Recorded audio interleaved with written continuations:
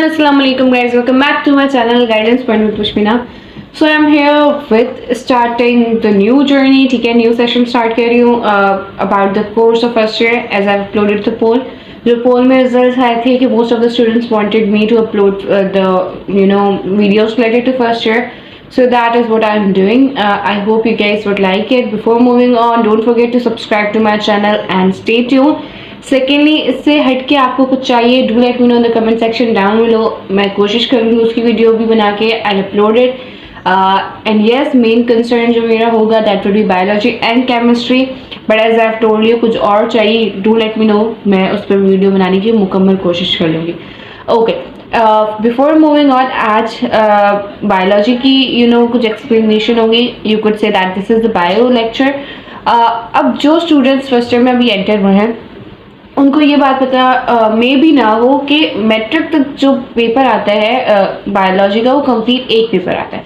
But as the students enter in first year दो papers divide हो जाते हैं. बायोलॉजी दो सब्जेक्ट्स में डिवाइड हो जाती है, botany and zoology. Botany is called the study of the plant, zoology is called study of animals. ठीक है, अब सबसे पहले let's discuss the paper pattern कि पेपर पैटर्न एक्चुअली होता क्या है in these all complete videos. अब मैं ये करूँगी, मैंने वीडियोस में जो है सिंपली जो भी होगा, जैसे फॉर द डेज लेक्चर मैंने सारी चीज़ें लिख ली हैं. ठीक है, बिफोर हैंड, क्योंकि वो लिखने में काफ़ी ज़्यादा वीडियो लंबी हो जाती है. That is hard for you guys to watch and that is even hard for me to make and edit. ठीक है, तो इसी तरह मैं पहले ही लिख लूँगी, पूरी प्रिपरेशन होगी और then I will just explain you guys. Okay, सबसे पहले ये जो पेपर पैटर्न है that is related to Karachi board. बाकी जो है आप अपने बोर्ड्स के अकॉर्डिंग भी देख लीजिएगा. पेपर पैटर्न जो कराची से रिलेटेड है, दो papers, zoology and botany. First year की क्लास में आप हमेशा पेपर 1 लिखोगे एंड सेकेंड ईयर की जो क्लासेस होती है वो पेपर 2 कंसिडर की जाती है. ठीक है, सो इस चीज़ को माइंड में रखिएगा when you are solving exam. Zoology का जो सेक्शन होता है वो 40 मार्क्स का होता है. सेक्शन ए जो होता है उसमें एमसीक्यूज से रिलेटेड होता है. 16 एमसीक्यूज होते हैं, हर 2 एमसीक्यूज का 1 मार्क पे. ठीक है, तो वो 8 मार्क्स के एमसीक्यूज हो जाते हैं. सेक्शन बी में क्वेश्चन आंसर्स आते हैं शॉर्ट. उनकी मैक्सिमम जो लिमिट होती है that could be 7 to 8 lines और 5 to 6 लाइन्स. सही है, रीजनिंग के क्वेश्चन आते हैं और दूसरे नॉन रीजनिंग होते हैं. अब लेट मी एक्सप्लेन यू कि रीजनिंग के क्वेश्चन में आपको टू द डेप्थ टॉपिक का एक्सप्लेन समझना जरूरी है. उसके मेन कॉन्सेप्ट उसका आप बेसिक लेंगे तभी आप वो क्वेश्चन अटेम्प्ट कर पाएंगे. और जो नॉन रीजनिंग वाला है वो आप रेक्टिफिकेशन से भी कर लेंगे. बट फॉर मी, मेरा जो कंसर्न है, आई एडवाइज यू गाइस कि रेक्टिफिकेशन की तरफ ना जाए. आप उसको भी समझ कर खुद अपने वर्डिंग्स में अगर लिख सकते हैं वेल एंड गुड. बाकी रीजनिंग क्वेश्चन के लिए आपको टॉपिक अच्छी तरीके से समझना पड़ेगा. रीजनिंग क्वेश्चन 7 आते हैं जिसमें से 4 करने होते हैं, 3 की चॉइस होती है मतलब, और हर एक क्वेश्चन 2 मार्क्स का होता है. और यहाँ पर भी सेक्शन ए में रीजनिंग क्वेश्चन के 8 मार्क्स हो जाते हैं. सेक्शन ए के पार्ट बी मतलब जो नॉन रीजनिंग क्वेश्चंस होते हैं वो भी हमारे पास जो है 7 आते हैं. ठीक है, 4 अटेम्प्ट करने होते हैं, हर क्वेश्चन 2 मार्क्स का होता है, वो भी 8 मार्क्स हो जाते हैं. टोटल सेक्शन ए और सेक्शन बी मिला के 32 मार्क्स का हो जाता है. 32 नहीं, सॉरी, 8 8 16. ठीक है, उसके बाद 16 8 24 मार्क्स का हो जाता है. Section C long question and answer होते हैं. Let me tell you the limit for long question and answers. आपकी जो लिमिट होगी लॉन्ग क्वेश्चन एंड आंसर्स की दैट वुड बी 2 और 2.5 पेजेस. ठीक है, 3 आते हैं, 2 करने होते हैं, हर एक क्वेश्चन 8 मार्क्स होता है. यहाँ पे 16 मार्क्स मुकम्मल हो जाते हैं.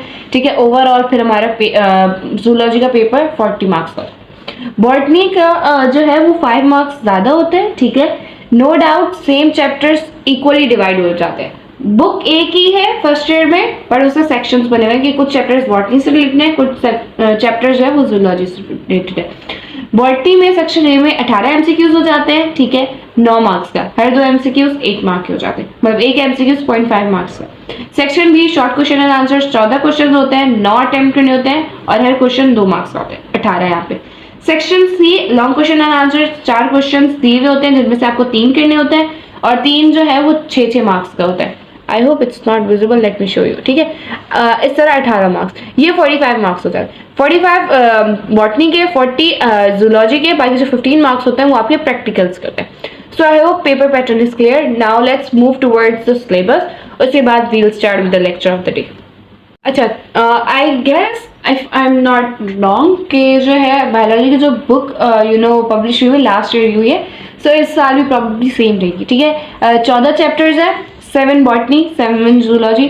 अब फर्स्ट जो है वो बायोलॉजिकल मॉलिक्यूल्स है, जूलॉजी से रिलेटेड है, एंजाइम जूलॉजी से रिलेटेड है।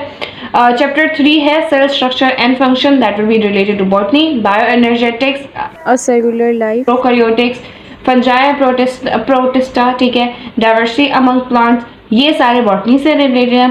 डाइवर्सिटी अमंग एनिमल्स, जूलॉजी या जोलॉजी से रिलेटेड है।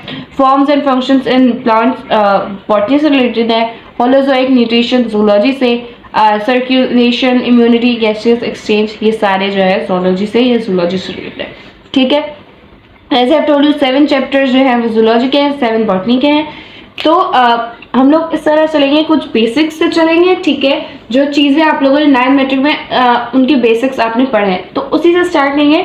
सो for now we will start from the botany section. Chapter 3 से हम स्टार्ट लेंगे, cell structure and function. So let's go towards that. Okay, chapter 3 cell structure and function. सबसे पहले जो topic है techniques use in cell biology, ठीक है। अब जो कंप्लीट सेल बना हुआ है वो ऑल ऑफ अ सडन उसकी डिस्कवरी नहीं हुई है, ऑल ऑफ अ सडन नहीं पड़ती कि सेल में न्यूक्लियस है, सेल मेम्ब्रेन है, साइटोप्लाज्म है, जो भी चीज़ें हैं, ठीक है। ऑल ऑफ अ सडन ये नहीं डिस्कवरी हुई, इनमें बहुत सारे सालों की मेहनत लगी है और बहुत सारे साइंटिस्ट ने मिलकर काम किया है जो ये डिस्कवरीज ताकि हुई है, ठीक है। अब सेल बायोलॉजी या साइटोबायोलॉजी दोनों सेम है, साइटोलॉजी होता है, सॉरी। इनमें टेक्निक्स यूज होती हैं कि सेल को किस तरह विद टाइम क्लासिफिकेशन की गई है, किस तरह उसकी स्टडीज की गई है। पहली जो टेक्निक है दैट इज सेल फ्रैक्शनेशन। उसमें जो ऑर्गेनल्स होते हैं उनको बाकी सेल से हम लोग जुदा करते हैं, सेपरेट करते हैं, ठीक है। So the definition for this would be it is a technique which to isolate cell organelles for purpose of study. इस टेक्निक में हम सेल के जो ऑर्गेनल्स हैं उसको हम सेपरेट करते हैं, अकेले करते हैं, अलहदा करते हैं पढ़ने के लिए, ठीक है। पर्पस क्या होता है, एम क्या होता है, टू स्टडी। इसके 2 पार्ट्स हैं, होमोजिनेशन एंड सेडिमेंटेशन। पहले लेट मी क्लियर दिस कि सेल वॉल जो होती है वो प्लांट सेल में होती है और उसमें नहीं होती, एनिमल सेल और बाकी सेल्स में नहीं होती। जिन ऑर्गेनिज्म में पहले सेल वॉल होगी, हम पहले उस सेल वॉल को रिमूव करेंगे, ठीक है। सेल वॉल को रिमूव करना इज एक्सट्रीमली इंपॉर्टेंट, ठीक है, काफी ज्यादा इंपॉर्टेंट है। और उसके लिए हम क्या करते हैं कि एनिमल सेल में कोई सेल वॉल नहीं होती, वो डायरेक्ट होमोजिनेशन के प्रोसेस की तरफ बढ़ जाते हैं। पर प्लांट सेल में सेल वॉल होती है, तो उसके लिए हम एक एंजाइम यूज करते हैं, पेक्टिनेस एंजाइम नाम, ठीक है। ऐसा एंजाइम जो कि सेल वॉल को रिमूव करता है प्लांट सेल या फंजाई सेल से। जिस सेल में भी सेल वॉल होगी पहले वो सेल वॉल रिमूव होगी थ्रू पेक्टिनेस एंजाइम से, और उसके बाद वो होमोजिनेशन प्रोसेस के थ्रू जाएगा। अब होमोजिनेशन प्रोसेस है क्या? होमोजिनेशन ऐसा प्रोसेस है जिसमें हम होमोजेनाइजर मशीन यूज करते हैं। जैसे डायलाइसिस होते हैं, डायलाइसिस में हम डायलाइजर मशीन यूज करते हैं, उसी तरह ये एक प्रोसेस है, सिंपल, ठीक है।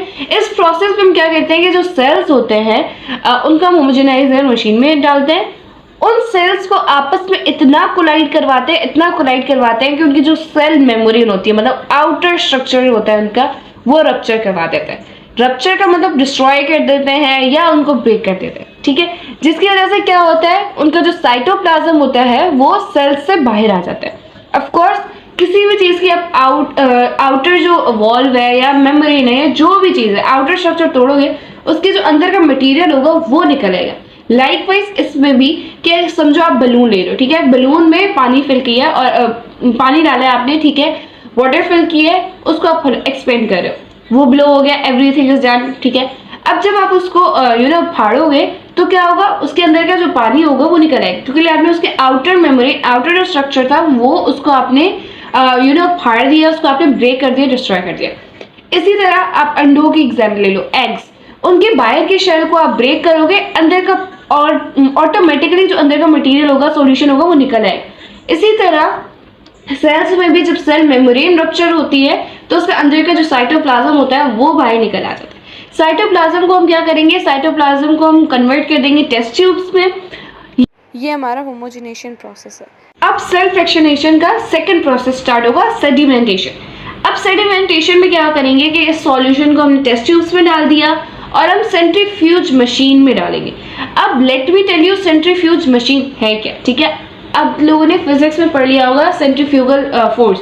वो फोर्स जो किसी भी मटेरियल को away from centre of earth pull करती है, ठीक है, या पुश करती है। इसी वजह से इसी तरह की एक मशीन है सेंट्रीफ्यूज मशीन, सही है। उसका कुछ स्ट्रक्चर ये होता है कि हम उसको स्प्रिंग बोर्ड पे लगाते हैं, ठीक है। ये काइंड ऑफ मशीन है, टेस्ट ट्यूब्स अटैच है, यहाँ पे रेगुलेटर जिससे हम स्पीड कंट्रोल कर सकते हैं, और यहाँ पे हमारे पास ऑन एंड ऑफ का बटन होता है। अब हम लोग क्या करते हैं, इस सेल सेडिमेंटेशन में जो सेंट्रीफ्यूज मशीन होती है उसको हम स्पिनिंग एक्शन देते हैं। अब उसकी कम से कम स्पीड कितनी है, 60,000 साइकिल्स पर मिनट। एक मिनट में हम 60,000 साइकिल्स पर मिनट में हम लोग देंगे, ठीक है, तो वो स्पिन करेगी। इतनी स्पीड से जब वो स्पिन करेगी, जो सेल के सॉल्यूशन के हैवियर ऑर्गेनल्स होंगे वो नीचे नीचे आ जाएंगे। अब सेल का सबसे हैवीएस्ट पार्टिकल कौन सा है, that is nucleus. Second number पे माइटोकॉन्ड्रिया, और सबसे कम जो लाइटेस्ट वो है पार्टिकल है वो राइबोसोम्स है। तो सबसे पहले जब हमने 60,000 साइकिल्स पर मिनट में हम लोगों ने स्पीड दी, तो हमारा न्यूक्लियस जो है वो नीचे नीचे सेटल हो जाएगा। जैसे नीचे सेटल होगा, अब जो नीचे वाला पार्ट होगा, ठीक है, दैट वुड जो सेडिमेंट होगा, सेटल होगा या प्रेसिपिटेट करेगा, उसको हम पैलेट का नाम लेंगे। अब वो सॉलिड फॉर्म में होता है, ठीक है। और जो बाकी का ऊपर का सॉल्यूशन होता है दैट इज कॉल्ड एज सुपरनेटेन, वो लिक्विडी पार्ट ही होता है, ठीक है। और उसमें पैलेट के अलावा हर एक चीज़ मौजूद होगी। अब जैसे हम 60,000 साइकिल्स पर मिनट में दे रहे हैं, तो हमारा सिर्फ न्यूक्लियस सेटल हुआ है। न्यूक्लियस के अलावा बाकी सारे जो ऑर्गेनल्स हैं, बाकी सारे ऑर्गेनल सॉल्यूशन में वो ऊपर सुपरनेटेड के पोर्शन में होंगे इन द लिक्विड फॉर्म।